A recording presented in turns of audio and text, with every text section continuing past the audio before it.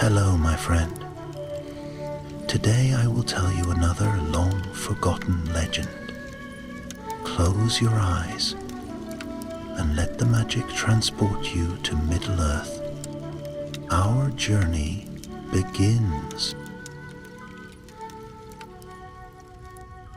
Long before the shadow grew dark in the east, before the fires of Isengard burned red against the sky, there was peace in the lands that lay between the misty mountains and the gap of Rohan. In those days, the great tower of Orthanc stood silent, its black stone gleaming like obsidian beneath the sun. Few in Middle-earth remembered who had built it, for its craft was that of Númenor itself, unbreakable and wrought with secret power. Within its halls dwelt Saruman the White, chief of the Order of Wizards, whom the men of Gondor named Curanir. To most he was a figure of wisdom and majesty, a counselor to kings and a guardian against the darkness that stirred beyond mortal sight. Yet even among the wise there was unease about him. His eyes, though keen, seemed always to look beyond the present moment, searching for things lost or forbidden. It was in the year 2851 of the Third Age, when Saruman sat in the high chamber of Orthanc, surrounded by scrolls and maps. The wind from the plains of Rohan sighed through narrow windows, stirring the candle flames. His thoughts were deep upon the enemy, Sauron, who had returned in secret to the dark woods of the south.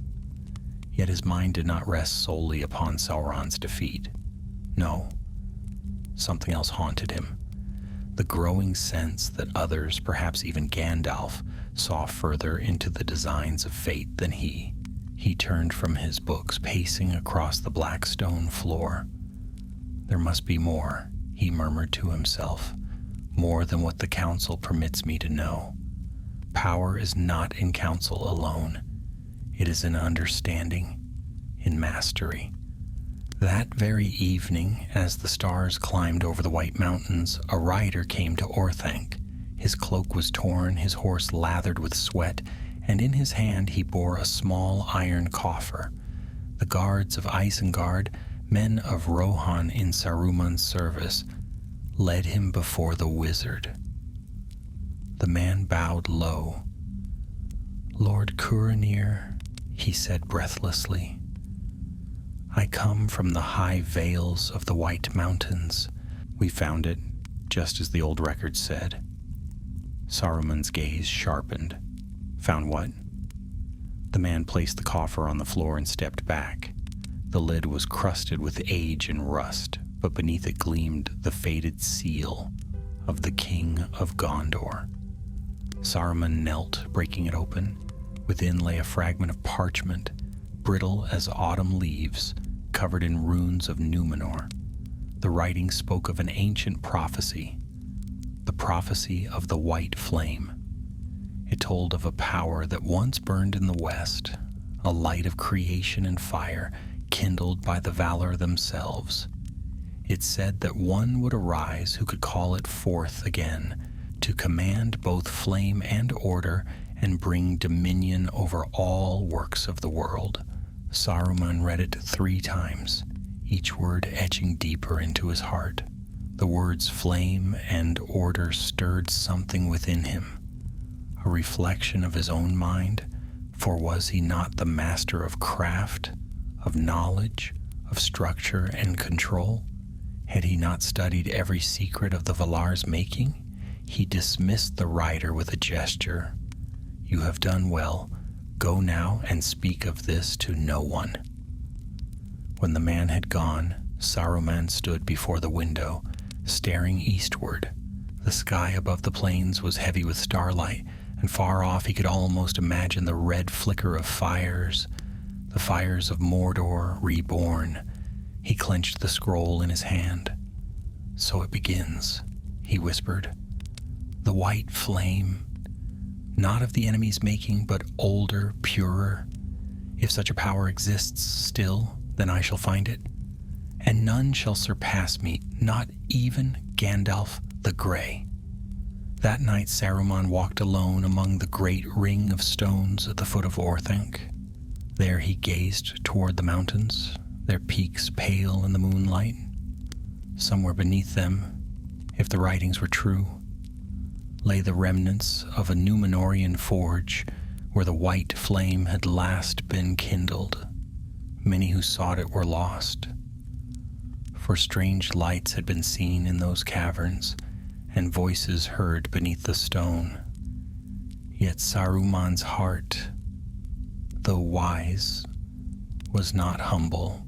He felt no fear, only the thrill of discovery and the quiet fire of ambition that had long taken root within him.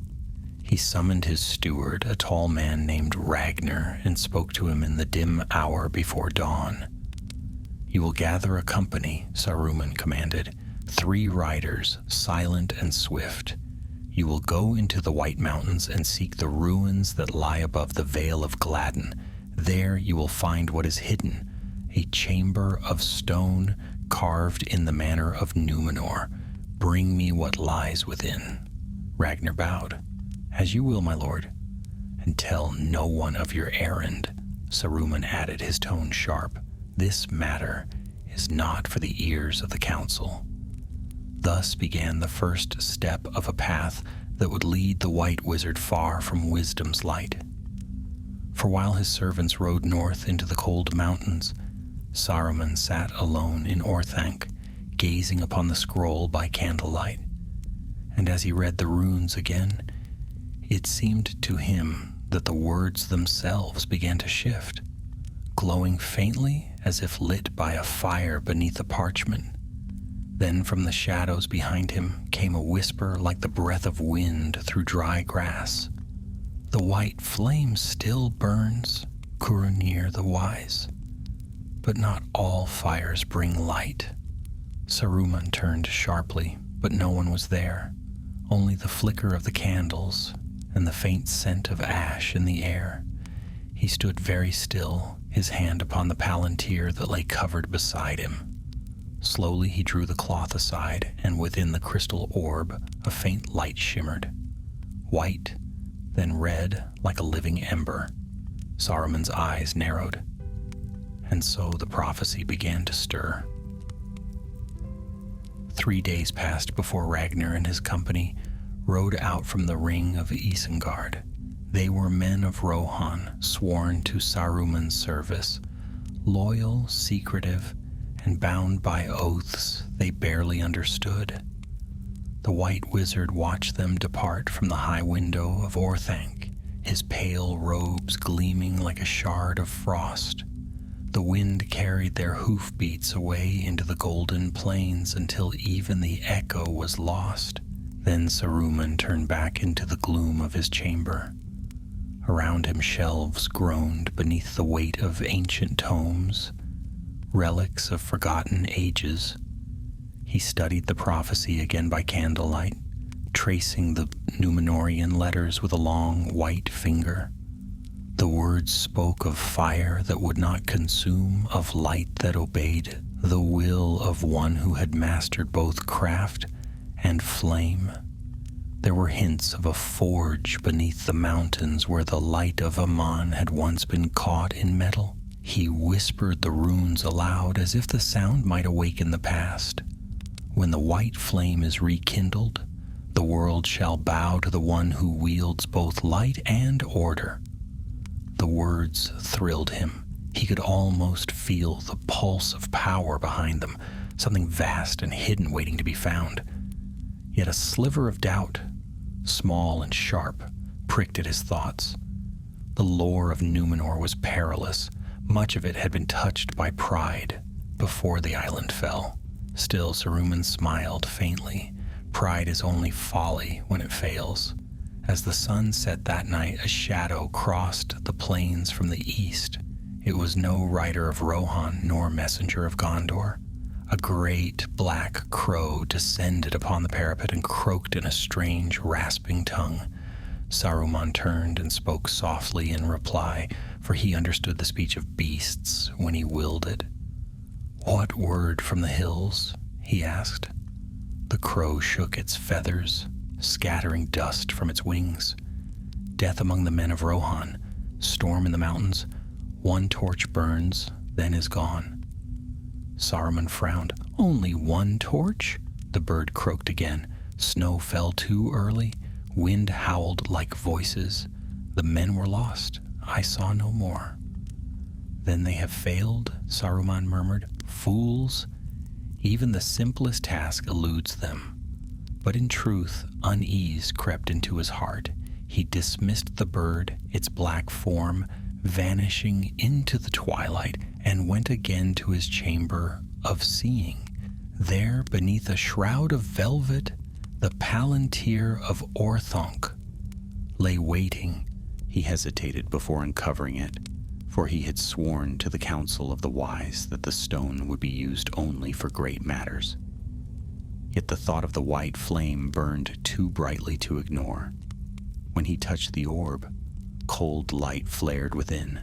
Shapes moved like smoke, mountains, snow, a dim valley far to the north. He sought for his riders, calling their faces to mind. For a heartbeat, he thought he saw Ragnar, struggling against a blizzard, his torch flickering in the wind. Then the vision broke, and another light appeared instead, a faint, living white deep under the stone. Saruman's breath caught. The forge! It was real!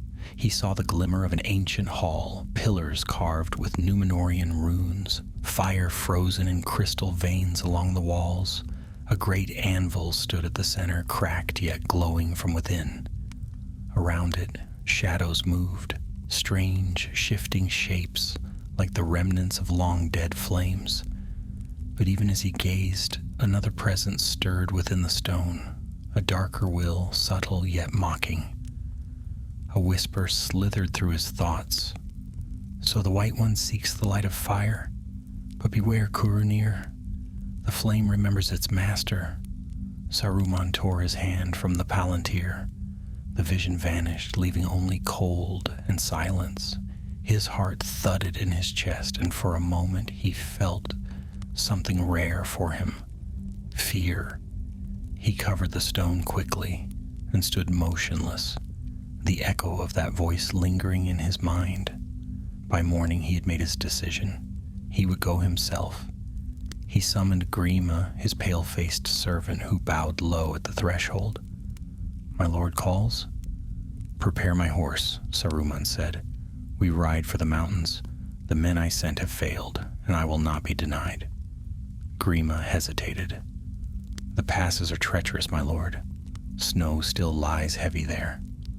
Saruman's eyes flashed. "Then we shall burn our way through. Go." They departed at dawn. Saruman rode at the head, his staff gleaming with a faint white light. Behind him came Grima and two silent guards, carrying food, torches, and tools. The path wound upward through steep ravines and pine-clad slopes. The air grew colder, and clouds gathered like a crown of steel around the peaks. For 3 days they climbed until they reached the valley the scroll had named. The land there was desolate, black rock and ash, as though fire had once devoured it.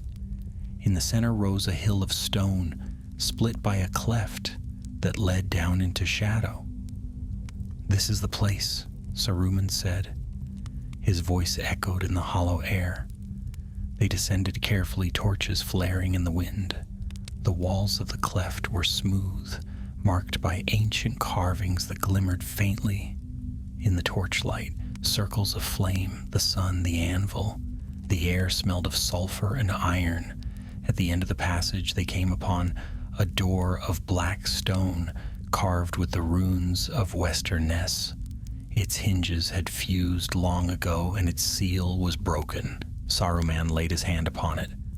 "Open," he commanded. A faint shimmer of white light spread from his staff, tracing the runes.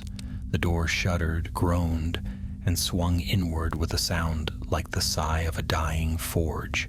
Warm air rushed out, dry, ancient, smelling of burnt metal and dust. Beyond lay a vast hall. Pillars rose into darkness, and in their midst stood the great anvil he had seen in the stone. It was cracked and cold, but deep within a faint glow pulsed like the heart of a sleeping ember. Grima whispered, "It lives still, my lord." Saruman stepped forward, eyes wide. A forge of Numenor, untouched for an age. He lifted his staff, and white fire leapt from its tip, illuminating the hall. On the walls were scenes of smiths at work, tall men in ancient garb, holding hammers of light. Beneath their feet, runes told the tale of Arundel's flame, the divine fire that once kindled the hearts of the Valar's greatest servants.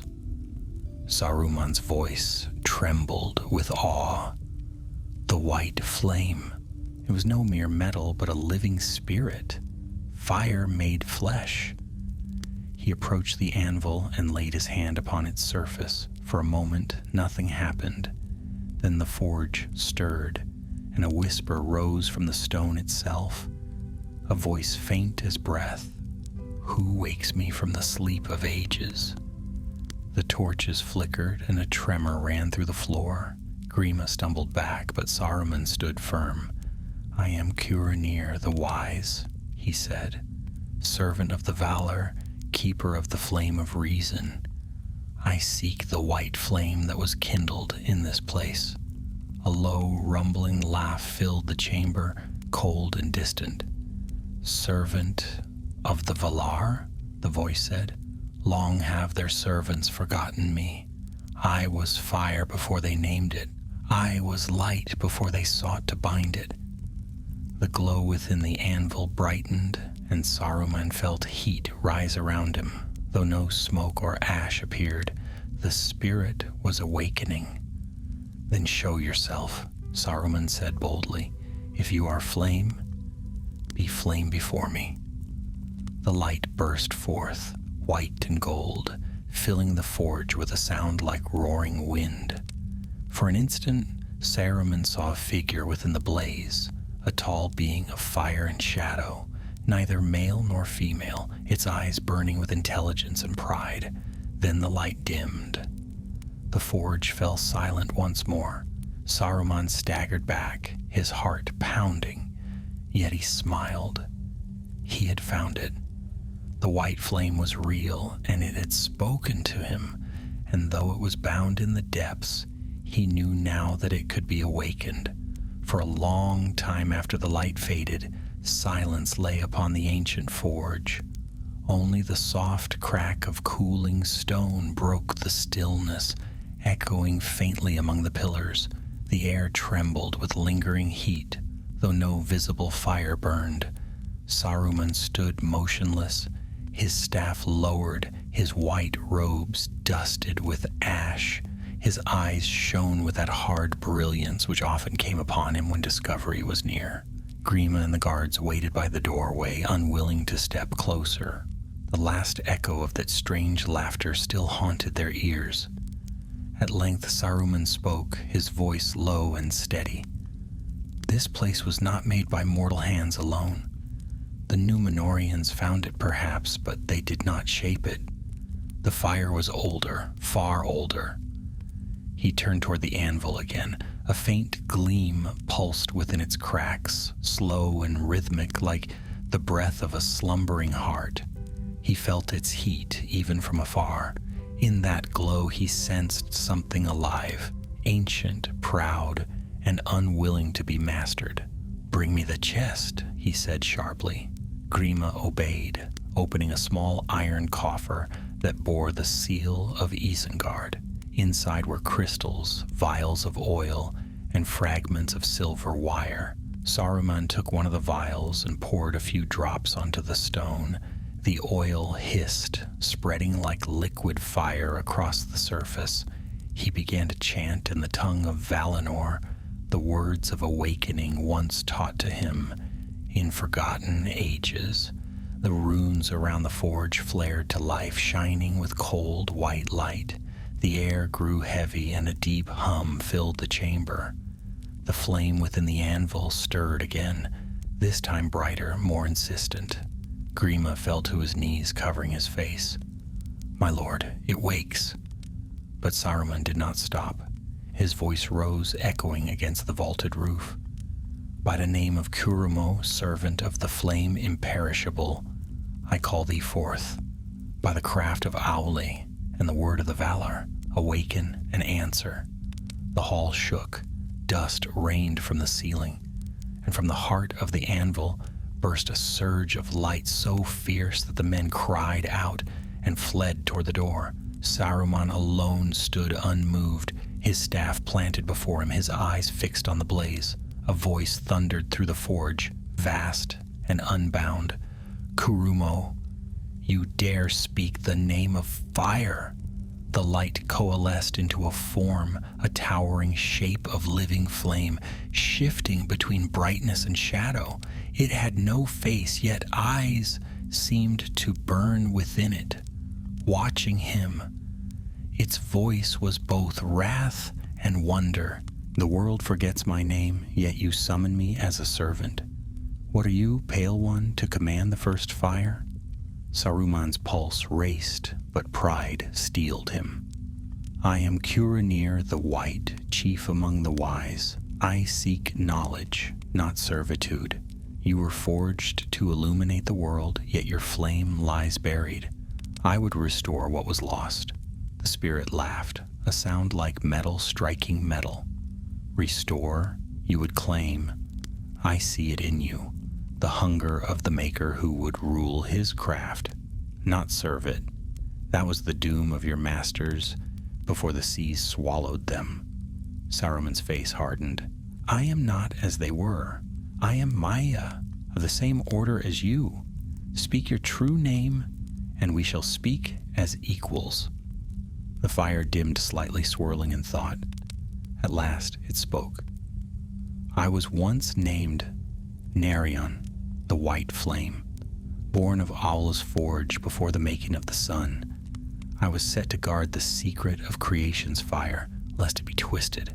But when the Valar turned from making, I remained, forgotten beneath a stone." Saruman's eyes glinted. "Then you and I are kin in purpose. You seek to preserve, I to perfect. Together we might rekindle the world's order." "Order?" the spirit said softly.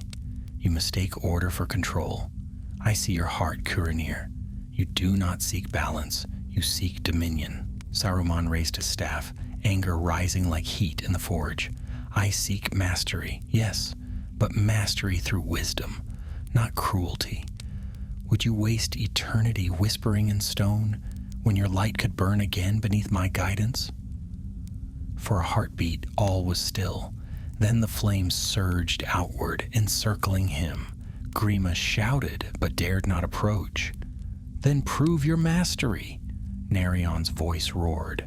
"Bind me if you can, White Wizard, and let the stronger flame endure." Saruman's mind raced. The spirit's power was immense, too vast to control outright. But he remembered the runes of binding inscribed upon the pillars, left by the Númenóreans who had once imprisoned this being. He turned his staff and struck the ground 3 times. White fire sprang from its tip, forming a circle of light that enclosed them both. The chamber trembled. The flame shrieked, swirling against the unseen walls. The runes on the pillars blazed, feeding on the power Saruman poured into them. Sweat beaded on his brow. The effort was enormous. "You would cage fire itself?" Narion bellowed. "Then burn with me." Flame leapt toward him, engulfing his robes. Yet instead of consuming him, the fire split and coiled around his staff, merging with the white light of his own power. Saruman cried out, forcing the blaze into a narrow stream, channeling it through the runes. The circle brightened until the guards outside fell back, shielding their eyes. For an instant, the forge blazed brighter than the sun, then the light vanished. The floor shuddered once, and all was still. Saruman stood alone amid a cloud of smoke. His staff smoldered faintly, glowing white-hot at the tip. The anvil was cold and dark once more. Grima crept forward. "My lord, are you unharmed?" Saruman opened his eyes. They gleamed with a strange new light, cold, fierce, unyielding. "I am unharmed," he said slowly. "But the spirit is not gone. It lies within the flame now, bound to my will." He raised the staff, and a pale fire sprang from its head, neither warm nor bright, but steady and pure. It cast no smoke, yet filled the air with the scent of molten silver. "The white flame lives," he whispered, "and it answers to me." But though his words were calm, something deeper stirred within him, a shadow that was not of the Valar's making. In the fire's reflection, his eyes flickered with pride and something like hunger. Grima bowed low, trembling. "What now, my lord?" "Now?" Saruman said. "Now we return to Isengard.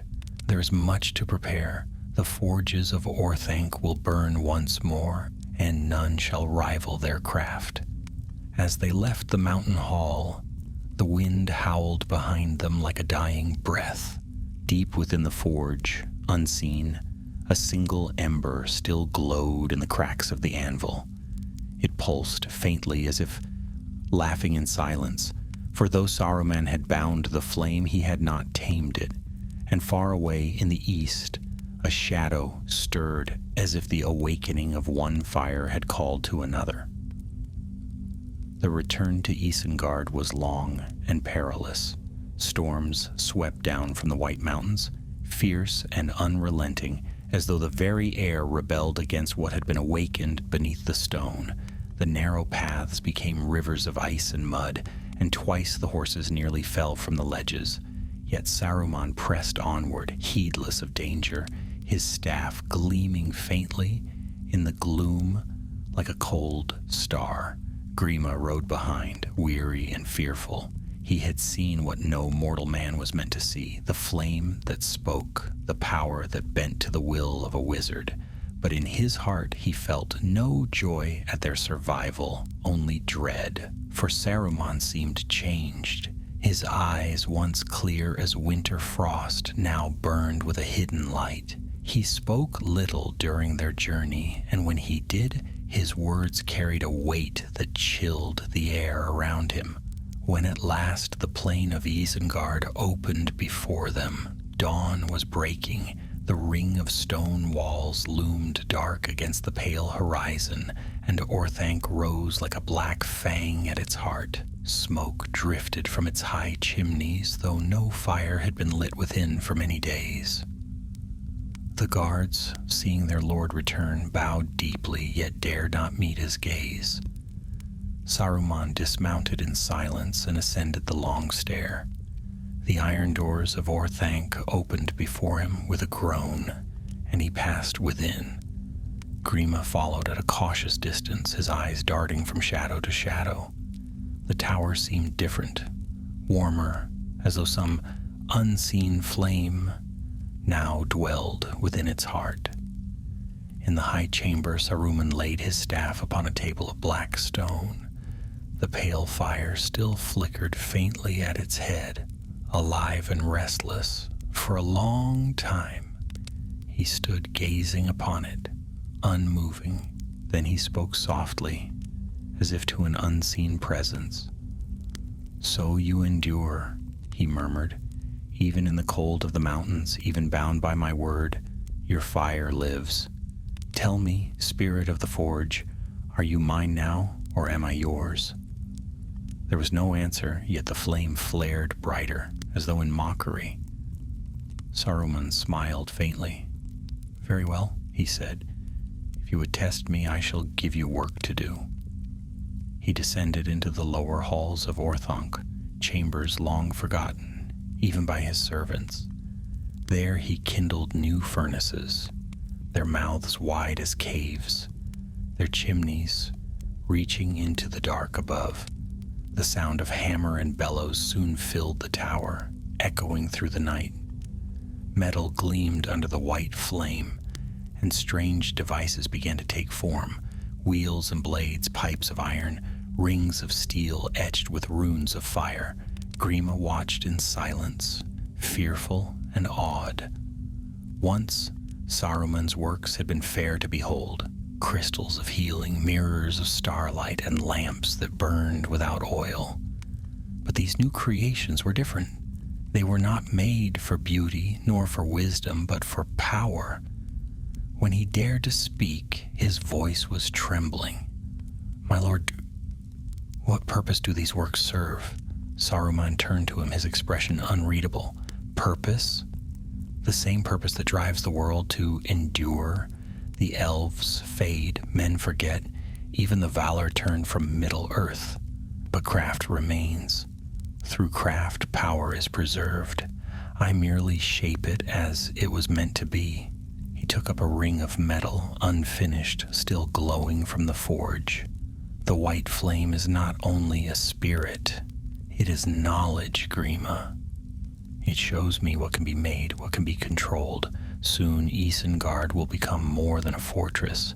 It will be a mind, a living will of iron and fire. Grima bowed, though unease gnawed at him. "And what of the council? Will they not ask of your doings here?" Saruman's gaze darkened. The council meddles where it should not. Gandalf, with his wandering ways and his pity for fools, has grown too bold. Let him chase shadows in the east. I have no need of his counsel. He turned back to the flame, lowering his hand over it. The white fire rose to meet him, curling like a serpent around his fingers. "They call me the White," he said softly, "but they forget that white is the union of all colors. In me, all powers shall meet and be mastered." For a moment the fire seemed to resist, flickering wildly, then it steadied, flowing into the metal ring he held. The forge hissed, and a strange silence fell. When Saruman lifted the ring again, it gleamed with a light that was not wholly his own. Grima dared to speak once more. "What have you made, Lord?" Saruman studied the ring, his lips curling in a faint smile. "A token," he said, "a beginning." Outside, the day darkened as storm clouds gathered over Isengard. The wind moaned through the circle of stone, carrying with it the distant cry of crows. Saruman looked up at the sound, his brows knitting. "Spies," he muttered, "the winged servants of another." He strode to the window and gazed eastward. Far beyond sight lay the black lands of Mordor, though smoke already marked their presence upon the horizon. "He stirs," Saruman whispered. "The Dark Lord moves again, and he watches." That night Saruman returned to the chamber of the Palantir. The crystal orb lay upon its pedestal, veiled beneath a cloth. For a long time he stood before it, his hand hovering. He knew the peril. The stones were perilous now, for one of their kind was in the enemy's keeping. Yet curiosity burned in him stronger than caution. He removed the veil. The Palantir shimmered faintly, alive with hidden depths. "Show me," he said, "show me the east." The darkness within the stone deepened, swirling like storm clouds. Slowly, a shape appeared, vast and black, crowned with flame. Eyes of fire regarded him, and a voice spoke within his mind, soft as velvet and cold as iron. "So the white wizard plays with fire. You meddle in powers you do not understand." Saruman stiffened. "I understand more than you think, Dark One. The fire I wield is not yours." "All fire is mine," the voice replied. "For I am the shadow of flame, the echo of creation's first spark. You seek mastery, Kuranir, but mastery is bondage, and soon you shall learn it." The vision broke, leaving Saruman trembling. The stone's light faded, and for a long moment he could not speak. Then slowly he covered the Palantir once more. "So he sees me," he murmured. "Good, let him." The game begins, and I shall not be the pawn." He turned to the forge again, the pale flame reflecting in his eyes. "You hear him, spirit of fire? He would claim all light as his own, yet I shall forge a light he cannot endure." The flame stirred, flickering as though in laughter. Saruman did not notice. He bent again to his work, hammering and shaping through the night. The sound rang across the plains, mingling with the rising wind, and as dawn came, smoke rose from the chimneys of Orthanc for the first time in an age, white at first, then gray, and at last tinged faintly with red. In Rohan, shepherds saw it and wondered what new power had awoken in the Tower of Stone. They did not know that the world had shifted by a single heartbeat, and that within the heart of Isengard, a fire once holy had begun to turn towards shadow. Winter deepened across the plains of Rohan, and the wind that swept from the north carried with it the scent of smoke. At first, the riders thought it the mark of distant hearths, but soon they began to whisper of strange lights that flickered by night above the Tower of Isengard. Some said it was lightning, others witchfire. Yet none dared approach, for the gates were closed and guarded by men who spoke little and bore the white hand upon their mail. Within the circle of the ancient ring wall, Saruman's labor did not cease. Day and night the sound of iron rang through Orthanc's deep halls, echoing like the heartbeat of the mountain itself. The forges blazed, powered by the white flame that burned without smoke or fuel. It gave off no warmth, but it consumed all things that were fed to it, wood, stone, and metal alike. In those days, Saruman's mind turned wholly to craft and to thought. He scarcely slept or took food, and his servants feared to speak to him.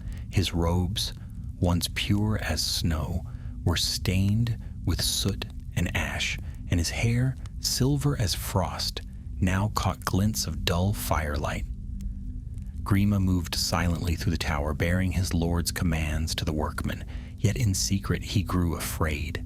The master he had once served with reverence seemed changed, his voice harsher, his temper swifter, his eyes restless as burning coals. One night when the wind howled through the high windows, Grima found Saruman seated before the forge, his hand stretched toward the white flame as if in communion. The fire burned calm and low, whispering faintly. Saruman's lips moved, though no sound came forth.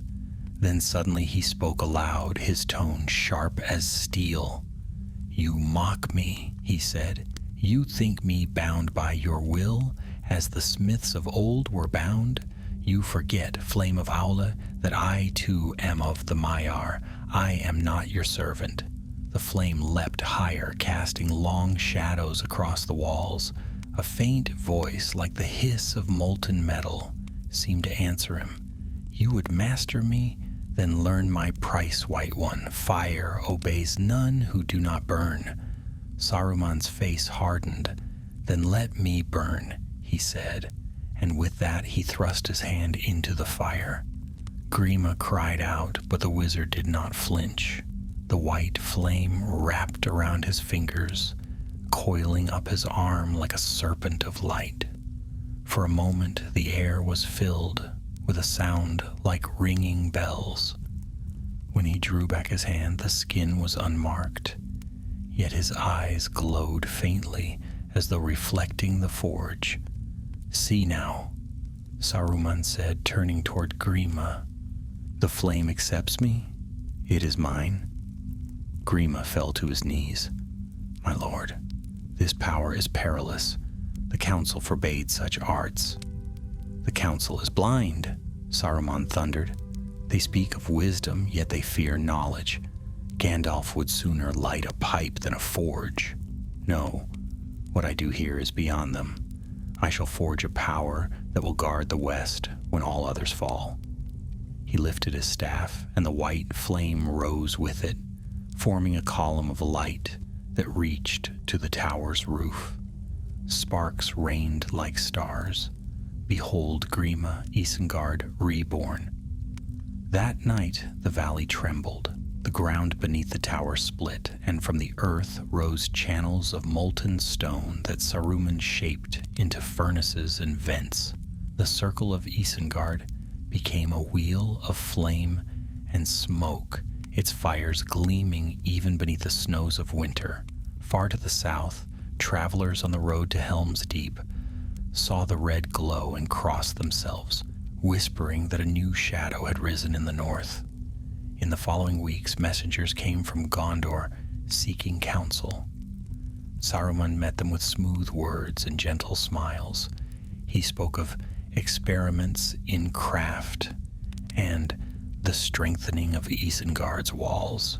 He even sent small gifts, rings of silver, blades of unusual sharpness, and lanterns that shone with an unearthly white light. The messengers left half awed, half uneasy, but when they were gone, Saruman turned to Grima with cold satisfaction. "Let them believe me faithful," he said. "Let them think Orthanc a fortress of wisdom. Soon all their kingdoms will beg for the fire I alone can command." He returned often to the Palantir, though he no longer trembled to use it. The shadow in the east still spoke to him, but its words no longer seemed threats. They were invitations. "You grow strong, Curanir," said the dark voice one night. "Why do you serve those who distrust you? Join me, and the fires of the world shall be yours." Saruman smiled faintly. "Serve you? No, we are alike, you and I, seekers of power, masters of craft, but I serve none." "Then you deceive yourself," the voice replied, "for fire serves only fire." The vision faded, leaving silence in the hall. Yet the words did not leave him. They echoed in his mind as he walked the corridors of Orthanc, where shadows danced upon the walls like living things. In time, Saruman began to speak less to his servants and more to the flame itself. He heard whispers when no one else did, voices in the hiss of the forges, in the crackle of embers. Sometimes they praised him, sometimes they mocked him. At last he no longer knew if they were the echoes of Narion or the remnants of his own thought. One evening, as snow fell outside and the plains lay hushed under a pale moon, he ascended to the roof of Orthanc. From there, he could see the distant glow of Mordor upon the horizon, a faint red haze like blood upon the stars. He spoke into the wind. "The world is changing. The light of the Eldar fades, and the hearts of men grow small. If none will guard the flame, I must. I shall rule by wisdom, and all shall be ordered beneath my hand." Lightning flashed far away.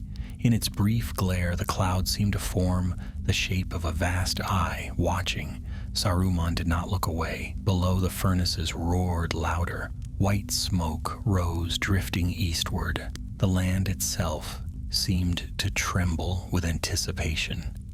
Grima watched from the courtyard, his cloak pulled tight against the cold. He saw his master upon the tower's peak, the staff of white raised high, the pale flame burning upon it like a star.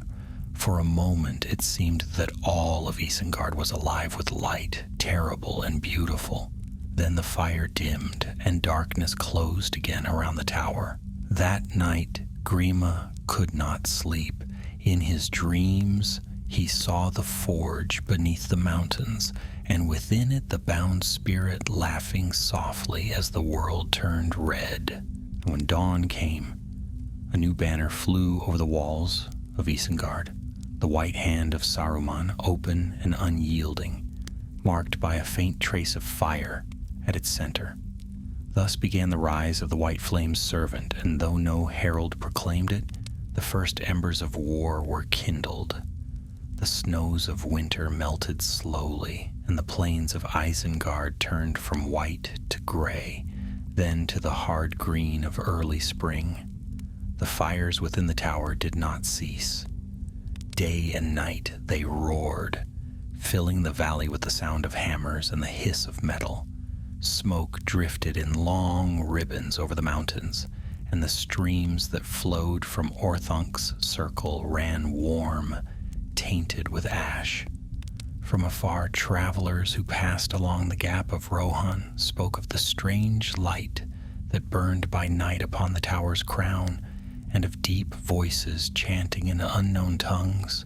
The people of the Riddermark grew uneasy, yet their king, Thengel of Rohan, trusting still in the White Wizard, forbade any to ride too near Isengard. Curanir is a friend of Gondor, he said, and the wise meddle not in the doings of kings. But within Orthanc, Saruman's friendship with any king had grown thin as mist.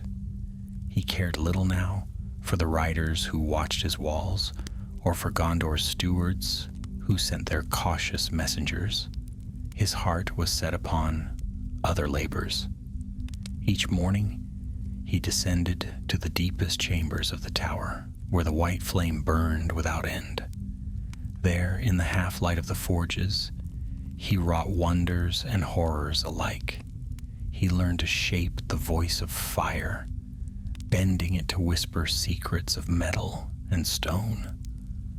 Under his hand, iron grew light as glass, and glass as hard as steel. His mind, once vast and clear, narrowed upon a single purpose, the mastery of creation itself.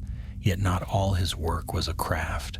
Saruman had begun to gather others to his service, men who hungered for power or who feared him too much to resist.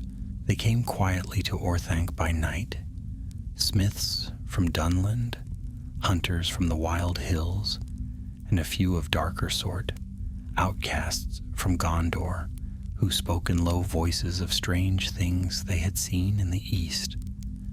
To them he gave tools and knowledge, binding their loyalty with the promise of greatness. "You shall build a new age," he told them, "an age of reason and order, where the weak no longer rule by chance of birth. The hand that forges shall command the world." And they believed him. Only Grima, ever watchful, saw the cost. The more Saruman labored, the more restless he became. He seldom spoke with warmth or laughter. His gaze was cold, measuring all things as instruments to his design. At times he seemed to listen to voices none else could hear. One night, as the wind wailed through the narrow slits of the tower, Grima found him standing before the Palantir again, his face pale in the shifting light. "He has spoken to you again, has he not?" Grima dared to ask. Saruman turned slowly. "He? The one you call Lord of the Shadow," Grima whispered. For a long moment Saruman did not answer, then he smiled thinly. "The enemy is not my master, if that is your fear. He is a power to be studied, not obeyed. Even Sauron may teach wisdom to the wise." Grima shuddered. "But my lord, his fire is not like yours. It devours. It leaves only ruin." Saruman's eyes glinted. "Fire destroys, yes, but it also purifies. From ruin comes perfection. Do you think the Valar forged the world without flame?" He turned back to the stone. "Go now, you cannot understand these things." Grima withdrew, but he did not leave the door entirely. Through the crack he saw the Palantir blaze suddenly bright, and in it the reflection of a single eye, vast and lidless, rimmed with flame. Saruman did not turn away. In that long, silent exchange, a bond was forged. Thin as glass, strong as steel. Whether Saruman bent the will of the eye, or the eye bent his, none could say. But when the light faded, his face was changed. The next morning Saruman called his servants together in the great hall. "The time of secrecy ends," he declared. "From this day Orthanc shall stand apart from all others. No law of Gondor nor counsel of the elves shall command me. The hand of Isengard shall reach where it wills." He raised his staff, and a flame sprang from its tip, a fire of strange hue, white at first, then deepening into pale gold. "Behold," he said, "the true fire of order. With it I shall shape the world anew." His followers knelt, awed and fearful. They did not see the shadow that flickered within the light, nor hear the faint whisper that passed unseen through the hall. Fire serves only fire. In the weeks that followed, Saruman's works multiplied. The lower halls of Isengard were turned to forges. The gardens that once bloomed within the ring of stone were uprooted and replaced with furnaces and pits. Trees were felled from the slopes of Nan Curunir, their trunks dragged into the fires. Smoke began to lie thick over the valley, dimming even the sun. The Rohirrim who grazed their herds along the river, Aeson spoke uneasily of it. "The Wizard's Valley is ill-omened," they said. "The air smells of iron and thunder."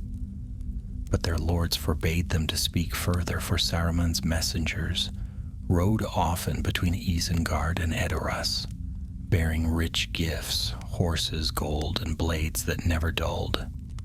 Yet within Orthanc itself, a different power was growing. Saruman had begun to experiment with life as well as metal. He bred strange creatures in the dark vaults below the tower, shaping them with fire and word, twisting strength and obedience into their flesh. When they crawled from their pits, they bore the mark of the white hand upon their armor and upon their very skin. Grima saw them once by chance, a score of hulking forms crouched in the dim light, breathing heavily, their eyes reflecting fire. "What are they?" he asked, his voice scarcely a whisper.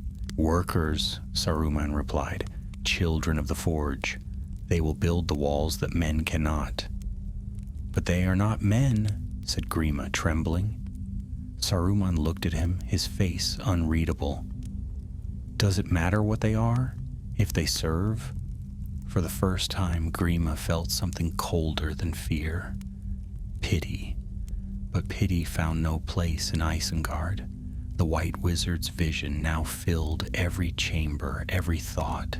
He walked the halls like a spirit of fire, and those who met his gaze saw in him both light and darkness, mingled and inseparable. One evening, as the forges roared below, Saruman climbed to the tower's peak once more. The wind was bitter, carrying the distant scent of Mordor. He gazed eastward, his eyes narrow, his robes whipping about him like white flame. "I have seen your strength, Dark Lord," he murmured, "and I do not fear it, for I too am fire. I too am power."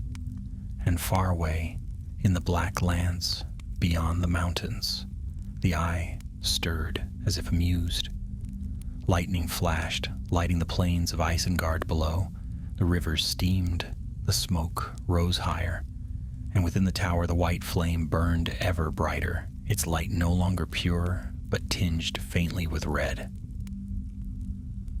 The following summer was unlike any that had come before in the Vale of Isengard.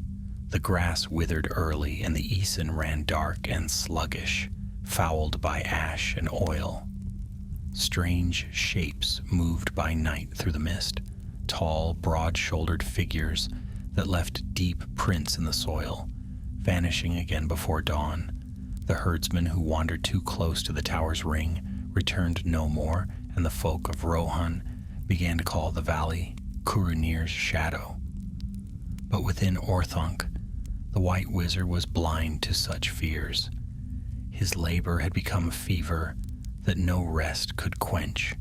The white flame burned ceaselessly at the heart of the tower, fed by wood and ore and the will of its master.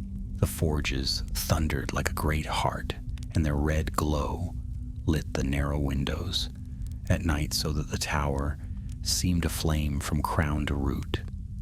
Saruman moved among the furnaces like a ghost of light and smoke. His robes, once white, were now the color of ash. His hair hung long and silver about his shoulders. In his eyes burned the reflection of fire. But behind that gleam was a mind sharper than ever before, honed to a single thought: power through order. He had come to believe that the world itself hung on the edge of ruin. The elves withdrew beyond the seas, the dwarves delved deeper into their halls, and men quarreled among themselves while Sauron gathered strength unseen. The age of chaos ends, Saruman murmured often to the white flame. If no hand will rule wisely, then I must. The spirit within the flame answered less and less. Sometimes it whispered faintly in the sound of burning coals. Other times it was silent altogether. Yet the fire itself seemed to know his will, leaping higher when he approached, dimming when he turned away. One night, as the moon hung pale above the mountains, Saruman called his servants into the great forge hall. There, upon an altar of blackened stone, he laid a fragment of crystal taken long ago from the ruins of Numenor. Around it he had inscribed runes of fire and binding. "This," he said, "is the heart of my work, the vessel of the white flame. The spirit of Nerion shall be sealed within, and through it the forges of Isengard shall never die." Grima, standing at the edge of the hall, shivered. He remembered the voice that had once spoken from the flame, proud and terrible, and he wondered what doom would follow if it were bound anew. But he dared not speak. Saruman raised his staff. "By the craft of Aula, by the word of Curumo, I summon thee, spirit of flame. Come forth." The forge roared, the ground trembled, and the white fire rose like a pillar to the roof. In its depths a shadow took shape, vast, winged, and shining like molten glass. Its voice filled the hall like thunder. "You summon me again, White One? You who would chain the fire of creation?" Saruman's voice did not waver. "Not chain, but wield. I have learned what you could not, that flame without order is destruction. Together we shall forge a world unmarred by chaos." "Together?" The spirit laughed, a sound like breaking stone. "You speak of order, but your heart is pride. You would make the world in your image, as the first smith once sought to do. You are his echo, Curumo the fool." Saruman's eyes blazed. "I am no fool. The valor abandoned this world to decay. I will save it. You shall obey." He struck the floor with his staff. The runes flared, and the white flame bent inward, drawn toward the crystal. The spirit screamed, a sound of fury and pain, and the fires of the forge turned from white to gold, then to red. The heat drove the onlookers to their knees, but Saruman stood unmoving. "Submit," he commanded. "Serve, and your light shall endure. Resist, and be extinguished. Better to burn freely than serve in shadow." With that cry, the fire erupted, blasting outward in a wave that shattered the stone altar. The hall filled with smoke and roaring flame. The guards fled in terror. Grima dragged himself behind a pillar, choking. Saruman alone remained in the heart of the inferno. He raised his staff once more, and through sheer will, he bent the flame back upon itself, forcing it into the crystal. Inch by inch, the spirit was drawn in, its light twisting like a living serpent. When at last the forge fell silent, the hall lay in ruins. The floor cracked, the walls scorched black. In Saruman's hand burned a crystal of blinding white. Within it, faint shapes moved, flickering like trapped fire. He held it high, and the light poured over his face, terrible and beautiful. "It is done," he said, his voice soft yet trembling with triumph. "The white flame is bound. Its power is mine." Grima crept from the shadows, staring in awe. "My lord, what will you do with it?" Saruman looked down at him, his eyes cold and distant. "What I was meant to do. The Valar once sought to shape the world by song. I shall do so by craft. The hand that holds the flame holds fate itself." He turned toward the shattered forge. "Rebuild it," he commanded. "Make it greater than before. From this day the fire shall never rest." And so it was. New furnaces were raised, greater and deeper, until the ring of Isengard became a city of smoke and iron. The forests around were cut down, the rivers diverted to feed the forges.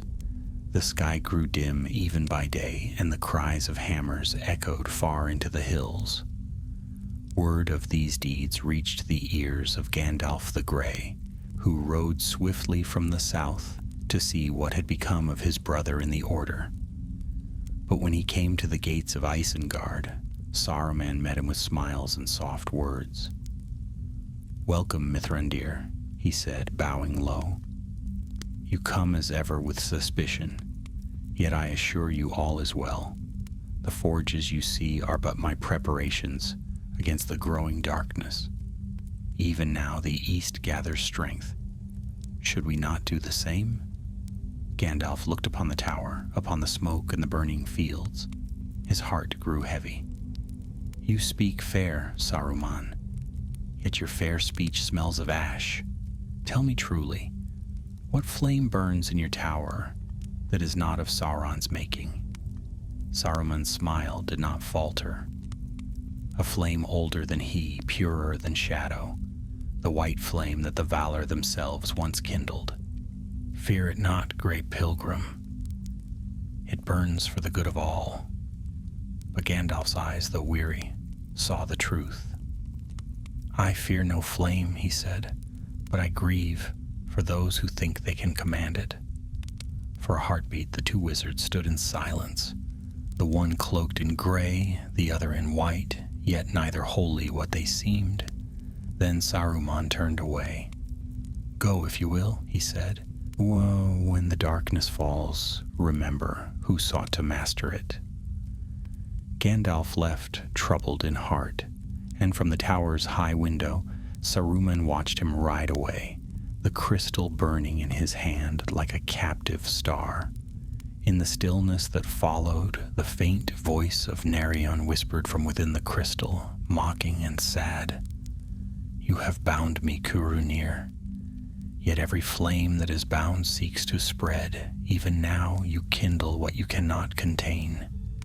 Saruman closed his hand around the crystal, his smile thin as a blade. "So be it," he murmured. "Let the world burn, if only to be remade." Far below, the forges roared in answer, and above them the tower of Orthanc shone like a beacon, a pillar of white fire turning slowly toward red. Summer waned, and a strange stillness came over Isengard. The air itself seemed heavy, as if weighed down by smoke and the burden of unending labor. The once green vale lay stripped and hollow, a pit of furnaces and slag, ringed by blackened stumps. The river Isen flowed sluggish and dark, its waters gleaming faintly with oil, and no bird sang in the branches that yet stood. Within Orthanc, the forges thundered without pause. The sound was like the beating of a vast heart, and through it moved the white wizard, tireless, ever working. Yet though his hand shaped many things, it was his mind that labored most. The crystal that held the white flame had become his constant companion. He bore it always, veiled in silk, hanging from a chain about his neck. Sometimes, when he was alone, he would draw it forth and speak to it in low tones, half command and half supplication. The voice of Narion, faint and flickering, would answer him from within. "Curunir, my keeper, what new design drives you now? What world would you forge from ruin? And Saruman would reply, a world of order where no darkness may rise unopposed, but the wise must rule it, not fools who cling to fading dreams. Then you would rule it, said the voice, soft as wind. Rule all fires, all hearts, all wills. Saruman smiled. Rule or save, what difference if the end be peace? So passed the days of his deepening pride. His servants obeyed without question, and their numbers grew. Men from the wild lands came seeking wealth and strength, smiths of cunning hand, hunters and soldiers. Even thieves found purpose in the white hand of Isengard. They built great engines under his direction, wheels that crushed stone, forges that could melt the hardest ore, bellows that breathed flame as if alive. Grima watched all with growing fear. He no longer spoke freely to his master, for Saruman's patience had grown thin as glass. Yet one night when the forges fell silent, for a brief hour, he dared approach. My lord, he said, bowing low, the people of Rohan speak of the smoke that rises from your valley. They whisper that the land sickens, that strange beasts walk by night. Thingol grows uneasy. Saruman turned from the crystal in his hand, his expression distant. Let them whisper. Fear is the herald of wisdom. When they tire of fear, they shall seek my protection. But if Gondor hears... Gondor, Saruman interrupted, his voice cold, is a dying house. Their stewards watch the east and forget the west. Let them rot in their citadel of stone. He rose, towering over the man. You, Grima, should know this. The world moves toward its destiny. Old powers fade, new arise. The hand that guides them must be strong, mine. Grima bowed again and withdrew, his heart heavy. That night he dreamt of the forge beneath Orthanc, where 1,000 small fires burned like eyes, and the white crystal glowed brighter than the moon. Days later, riders from the east arrived, their banners black and red. They brought gifts, iron, gold, and words of friendship. Saruman received them with courtesy, and though he did not name their master, all guessed from whom they came. Yet when the riders departed, Saruman sent none with them. He stood alone upon the steps of Orthanc, the wind tossing his gray-white hair, and murmured, I serve none. Not him, not the valor. The fire answers only to me. In secret he began a greater work. Deep beneath the tower, he hollowed new chambers, vast and dark. There he set his smiths to forge armor and blades unlike any seen before, light as glass yet strong as tempered steel. Upon each he set the mark of the white hand, for he had come to see that hand as the sign of order, the symbol of his will. But craft alone did not satisfy him. He sought to make servants that would obey utterly, not through fear or gold, but through design. He took men from the wild hills and bent them to his purpose, teaching them secret arts, hardening their hearts. Some vanished into the deep pits and returned no more. Those who did were changed, stronger, fiercer, yet dull-eyed, as if some spark within had been quenched. Grima saw them and turned pale. These are not men, he whispered once. They are what men should be, Saruman replied, obedient, tireless, unafraid. The flame of reason burns clean within them. In time, they shall replace the weak. Still Saruman's heart was not at peace. The crystal's light grew brighter with each passing day, and sometimes he heard the voice of Narion laughing softly in the depths. You bind me with skill, Kurunir. Yet who binds you? He would tighten his grip on the chain, murmuring, Silence, you're mine. Are you certain? The voice would fade, leaving only the sound of his own heartbeat echoing in the stillness. Then one night a great tremor shook the valley. The forges flared blue, and lightning struck the tower's crown.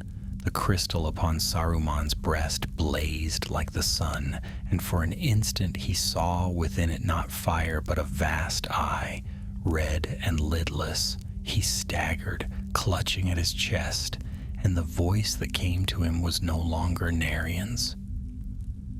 "You play with flames that are not yours," said the voice of the east. "Even now your will bends toward mine." "No," Saruman cried, "I serve none." But the crystal pulsed in answer, and the air grew heavy with the scent of ash. When dawn came, the storm was gone. The tower stood unharmed, but Saruman was changed.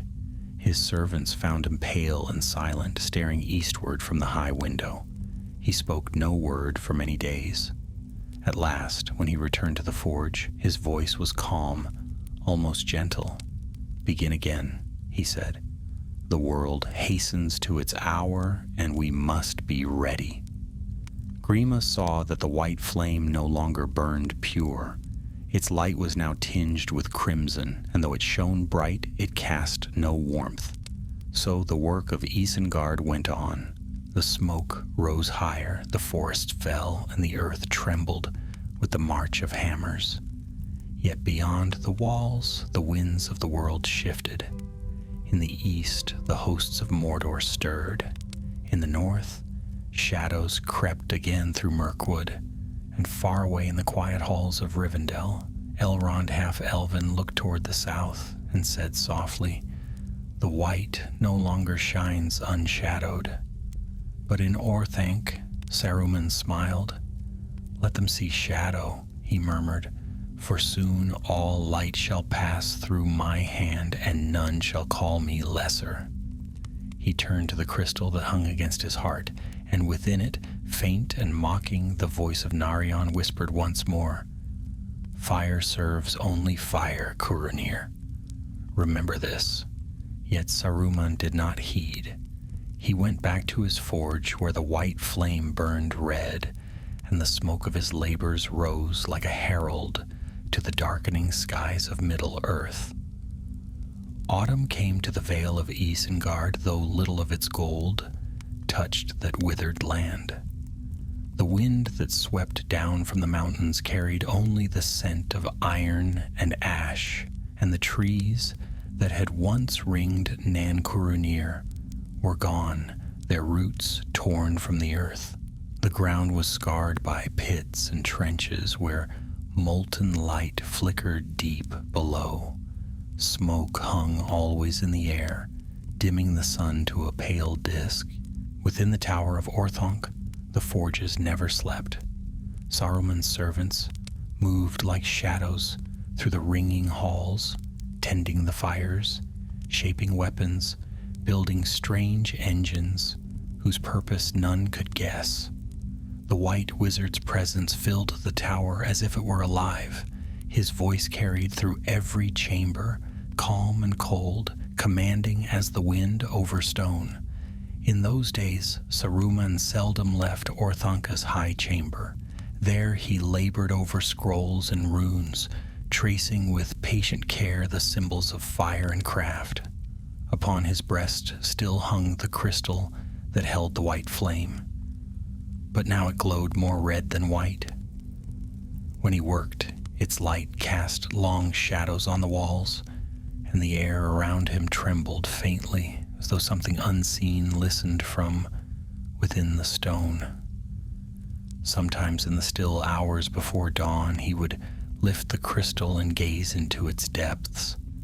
Faint voices would stir, whispering half-heard words.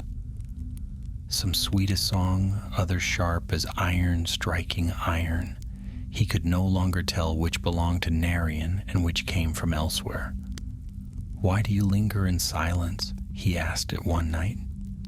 "Have you no counsel left, spirit of the forge?" From the crystal came a low murmur, almost like laughter. "Counsel? You have outgrown it. You have taken all that was mine, and still you hunger. I am bound, Curunir, but so are you." Saruman's hand tightened on the chain. You lie, I command the fire, it does not command me. Command, yes, but fire does not serve, it consumes. He cast the crystal upon the table, and its light dimmed, sinking into itself like a dying coal. For a long time he stood motionless, staring at it, until at last he whispered, "If I must burn to master the world, so be it." That same week, a messenger came from Edoras, Thengel king, hearing rumor of strange hosts moving in the mountains, sent word requesting Saruman's aid. "You are still counted among the wise," the message read. "If peril gathers in the east, let Isengard stand with the mark." Saruman read the scroll aloud, his voice dry. "They seek my aid," he said, smiling faintly. "Yet they name me among the wise, as though I were one of their counselors still. They do not know that wisdom has outgrown their need." Grima, who stood beside him, bowed his head. "Shall I carry your answer, Lord?" Saruman's gaze turned eastward through the narrow window. The plains shimmered into the heat of the forges, and far beyond, the mountains lay shrouded in cloud. "Yes," he said, "tell Thengel that Isengard watches. Tell him the fires burned for the safety of all the West." When Grima was gone, Saruman returned to the Palantir. He no longer hesitated to uncover it. The crystal flared to life at his touch, revealing the far lands of Mordor. He saw the black plains and the rivers of fire, the dark towers crowned with flame, and within that vision a vast eye opened, gazing upon him. "You labor well, White Wizard," came the voice like rolling thunder. "Your forges rise as mine. Soon the world shall burn evenly between us." Saruman bowed his head slightly. "I labor for my own purpose. The fires of Isengard serve none but me." "So you believe, yet each fire feeds another. You build, and I see. You shape, and I guide. Together we forge the coming age." "Together?" Saruman said softly. "Then let it be so, until the age is mine." The eye burned brighter, and the voice faded. Saruman covered the stone, his hands trembling. Though his words were proud, his heart was restless. A part of him still rebelled against that presence, but another part, deep and growing, found its power familiar, almost comforting. Days passed. The host within Isengard swelled. The wild men of Dunland came at his call, drawn by gold and promise. Strange creatures, half men bred for labor, toiled in the pits. The sound of their hammers echoed through the night, and their chants, taught by Saruman himself, rose to the darkened sky. "Ash shall be our harvest, and iron our seed. The hand that shapes shall rule indeed." So they sang, and their voices carried far across the plains, a grim hymn to fire and order. One evening Grima came again to the high chamber, pale with fear. "My lord," he said, "riders of Rohan were seen upon the western road. They watched the valley from afar. Shall we send them away?" Saruman did not turn. "Let them look. The sight of my works will teach them more than my words ever could." "But they will speak of it, Lord. They will tell the king what they have seen." Saruman smiled faintly. "Then let the king be afraid. Fear is the first step toward obedience." He lifted the crystal again, and the red light filled the chamber. "Soon they will see that only one power can shield them from the east, and it stands here within Orthanc." That night lightning split the clouds above the tower, and the forge fires roared higher, fed by unseen wind. Saruman stood upon the balcony, his staff in hand, and the storm bent around him as though in reverence. The red gleam of the crystal shone upon his breast, reflecting in his eyes. He looked eastward and whispered, The world is forged by those who endure the flame. Let the weak perish. I shall be the fire that does not die." Below, the pits answered with 1,000 voices, the hiss of molten ore, the clang of hammers, the guttural chants of his servants. The white hand banners unfurled above the gates, stark against the storm, and from that night onward no one entered Isengard unbidden. But in the deep hours before dawn, when the fires at last dimmed and even Saruman rested, a faint light stirred within the crystal at his heart. The voice of Narion, distant yet defiant, whispered once more, "You have silenced me, Curunir, but my fire burns still. You may forge 1,000 blades, build towers of iron and smoke, yet in the end, all flames return to their source. Beware, the fire you serve is not yours to command." Saruman stirred in his sleep but did not wake. His hand closed unconsciously over the crystal, and the whisper faded into silence. Outside, the land of Isengard smoldered, its rivers glowing faintly red beneath the stars. In the distance, upon the far rim of the world, the eye of Mordor opened again, and though Saruman could not see it, the fires of both towers burned in answer to each other, twin beacons of a doom yet unfulfilled. And so, in secret and in shadow, the White Wizard's path curved ever closer to darkness, though still he called his work wisdom, and his will order. Winter's breath returned to Isengard, but no frost could touch the forges that blazed beneath the tower. The snow that fell upon Nancurunir hissed and melted at once, vanishing into the black mud. The rivers steamed, and the sky above the vale glowed red even at midnight. From afar it seemed as though a great volcano had risen where once the White Wizard's garden lay, and all who saw it turned away in fear. Saruman walked alone upon the high parapets of Orthanc, his robes now gray-white, woven with threads that caught the firelight and gleamed faintly like metal. His staff, too, had changed. No longer the plain rod of the Istari, but a weapon wrought in his own forge, crowned with a claw that held the white flame's crystal. Its glow never faded. It burned cold and steady like a star caught in a cage. He had ceased to sleep. Rest was a weakness, he told himself. Each night he watched the eastward sky, and often he saw faint red flickers far beyond the mountains, answering his own fires as if in greeting. And though the voice from Mordor no longer spoke aloud, he felt it always. Its weight, its watching. He had grown used to it as a man grows used to pain. Grima came seldom to his side now, for he had learned that Saruman's temper was dangerous.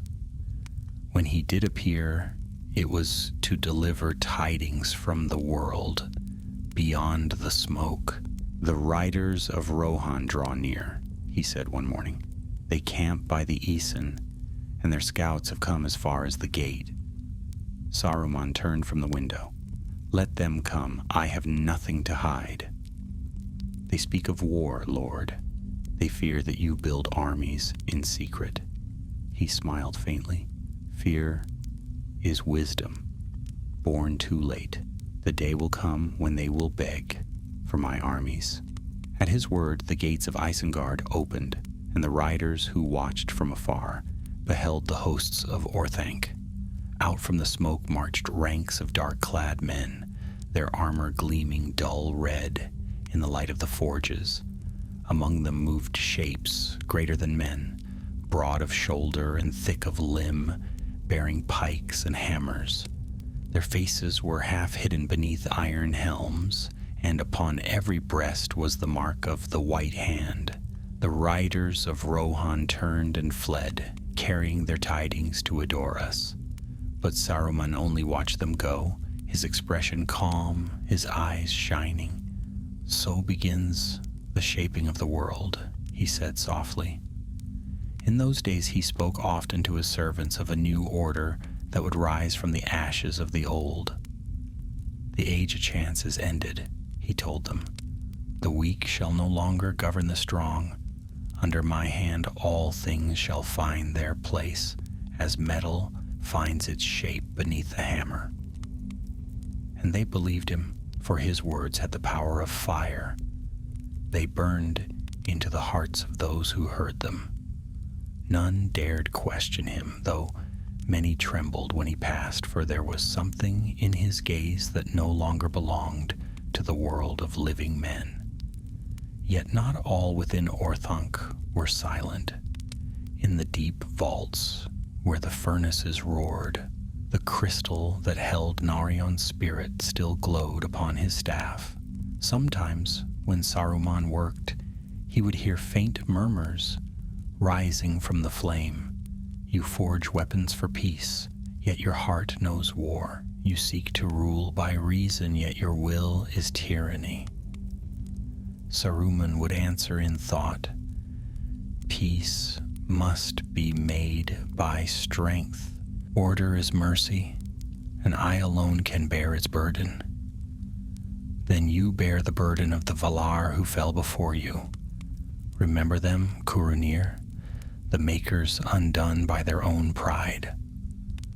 At such words the fire would flare crimson, and Saruman would silence it with a gesture. But though he dismissed the voice, it never left him. That winter Gandalf came once more to Isengard. The gray pilgrim rode through the snow, unheralded, and at the gate he asked entry. Saruman received him in the high chamber of Orthanc. The two wizards stood face to face for the last time as brothers. Long have I sought you, said Gandalf, casting off his cloak, his eyes grave. Strange rumors reach even the far lands. They speak of a tower filled with smoke and flame, of a lord who builds in secret while the world darkens. Tell me, Saruman, what have you become? Saruman smiled, though there was no warmth in it. I have become wise, Gandalf, wiser than you, who still wander the roads, begging news of others' labors. Look upon my works. Here is strength, here is foresight.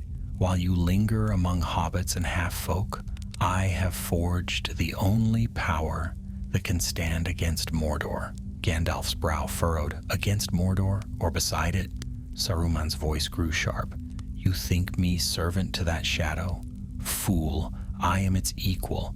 The world must have a ruler of wisdom, not of fear. The Dark Lord and I are two flames of the same fire.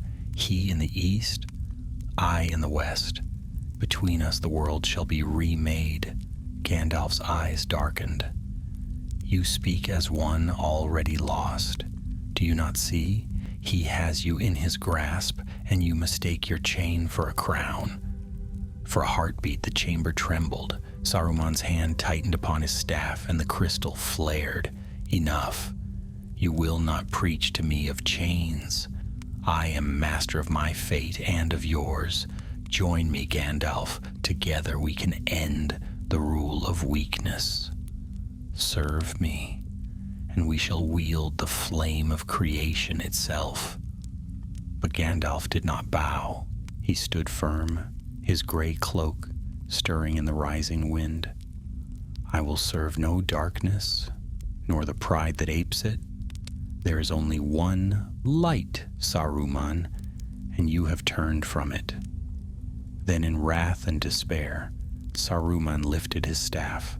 The doors of the chamber slammed shut, and the floor shuddered.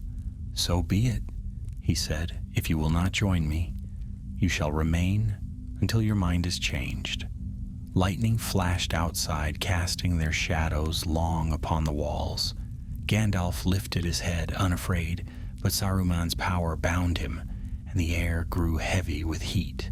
So the gray wizard was taken, and Saruman's voice rang through Orthanc like the cry of steel. The white flame shall rule, and none shall escape its light. For many days Gandalf lay captive, held in the high pinnacle of the tower.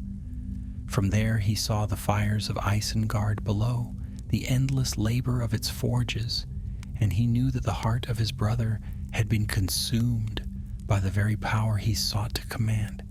But the wind does not serve the mountain forever.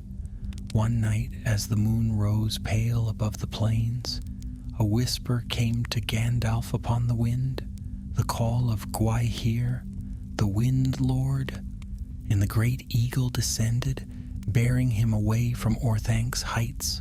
When Saruman learned of his escape, his fury shook the tower. Yet beneath his rage there was fear, for he knew that the tale would spread. The white wizard had fallen. Still he stood before the forge that night, gazing into the crystal's red heart. The voice within spoke once more, soft and cruel. Now it begins, Curunir.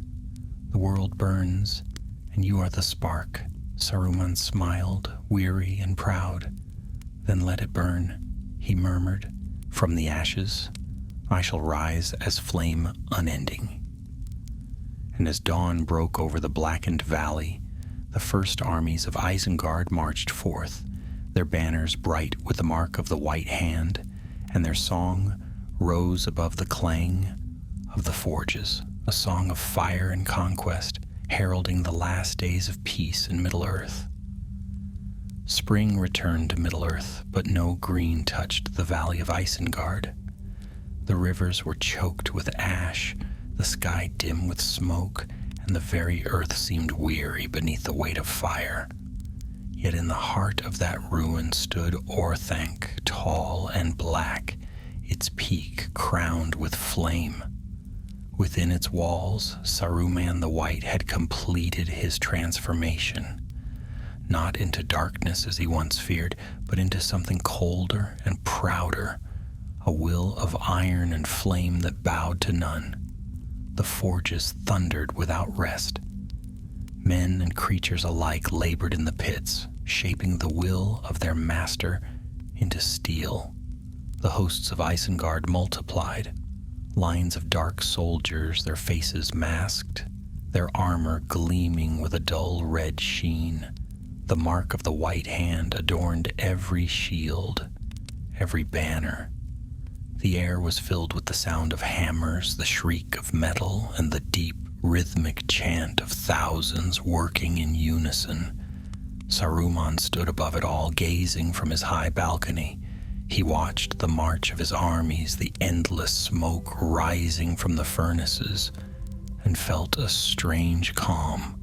Order, he whispered at last. Yet even as he spoke, the wind carried to him the faint murmur of voices, a chorus from the past, soft as the echo of an ancient song, the voices of the wise, of Elrond, Galadriel, and Gandalf, speaking words once meant for him. Be wary of pride, Curunir. The desire to rule is but another face of fear. He silenced the memory with a gesture, turning to the crystal that still burned upon his staff. It pulsed faintly, alive, the captured heart of the white flame. For many days it had whispered little, but that morning, as the sun broke pale through the haze, the voice within stirred once more. You have made a kingdom of ash, said Narion, its tone sorrowful. Is this your mastery, to burn the world you swore to guard? Saruman's gaze hardened. I have not burned it. I have remade it. The fire purifies spirit. The weak are consumed, the strong endure. That is the law of creation. Creation, the voice murmured. You forge not creation, but its corpse. Your fire no longer gives light, it devours it. Saruman lifted the staff high, and the flame within flared white-hot. You forget yourself, Narion. You exist because I willed it. Without me, you would still lie buried in the dark. Without you, perhaps the world would yet know peace. He laughed then, a low and bitter sound. Peace is the dream of those who lack strength to seize it. The Dark Lord gathers his armies. Should I stand idle, trusting to the fading grace of elves and men? No, I will meet fire with fire and become him," whispered the spirit. At that, Saruman's patience broke. With a word of power, he sealed the crystal again in silence. The light within dimmed, and the forge halls below echoed with renewed fury, as though his rage had breathed new strength into the flames. By then, word of his deeds had spread beyond Rohan. Messengers rode to Minas Tirith, bearing tidings of smoke that blackened the horizon, of riders who vanished near the gap, of strange creatures seen upon the borders. In Rivendell, Elrond summoned the wise once more, but their number was fewer, and their hope dim. Gandalf alone spoke with resolve.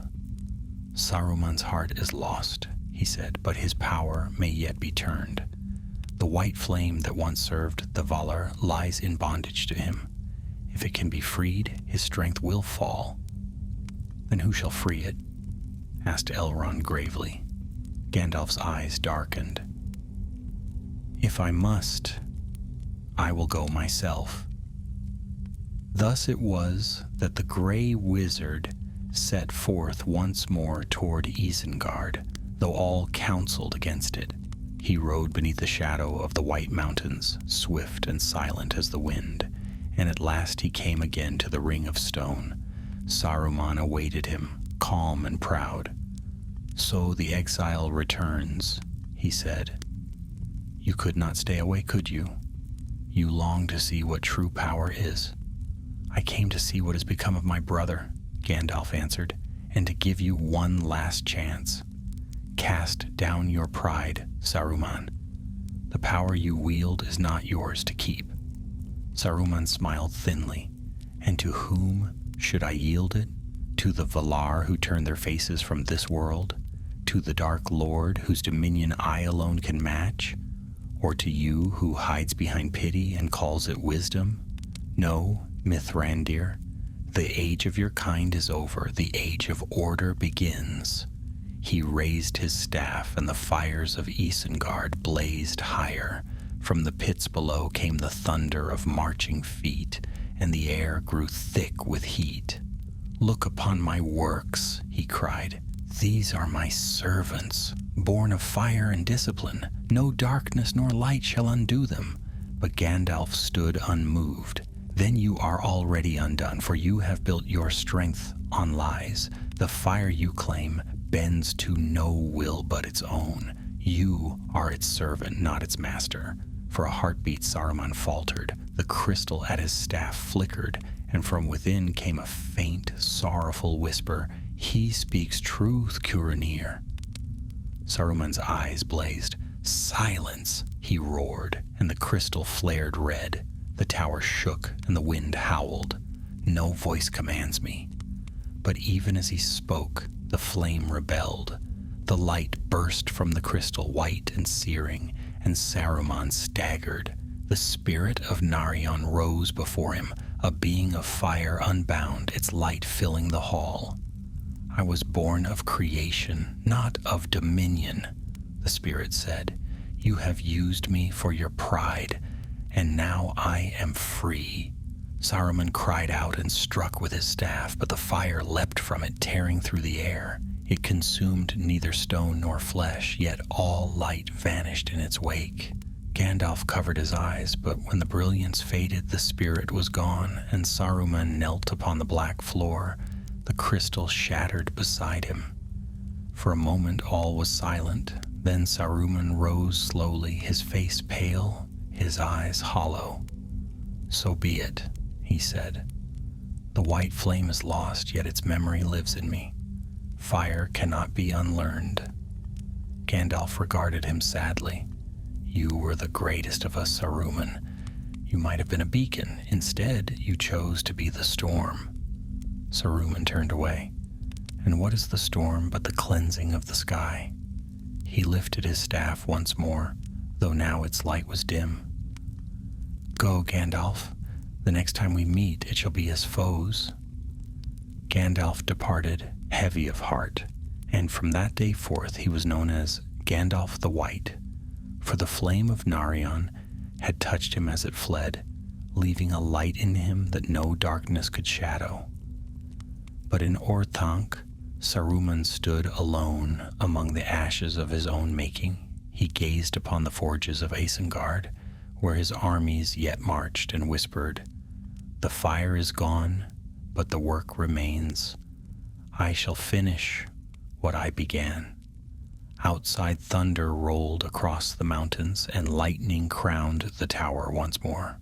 The smoke rose high, spreading across the sky like the wings of some vast and nameless thing. Thus ended the prophecy of the white flame, not in triumph, nor in ruin, but in silence.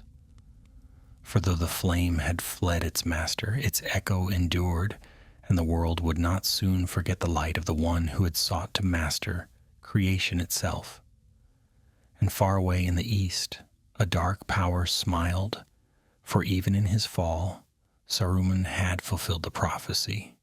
The white flame had burned anew, and its light had become a shadow upon the world